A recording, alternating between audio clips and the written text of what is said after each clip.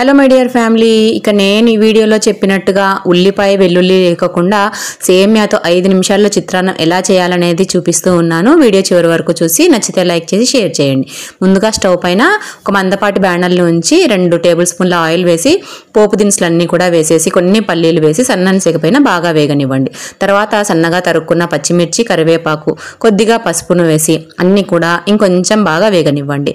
తర్వాత 1 cup సేమ్యాకి 1.5 cup నీళ్ల వరకు పోసేసి తగినంత ఉప్పును వేసి మూతను ఉంచి నీళ్లను బాగా తెల్లకాగనివ్వండి. నేను ఇక్కడ తమిళనాడు అనిల్ సేమ్యాను వాడుతూ ఉన్నాను. వాటికైతే ఈక్వల్తా, వేరే సేమ్యాకైతే ఈక్వల్ రేషియోలో వాటర్ని అయితే వేసుకోవాలి.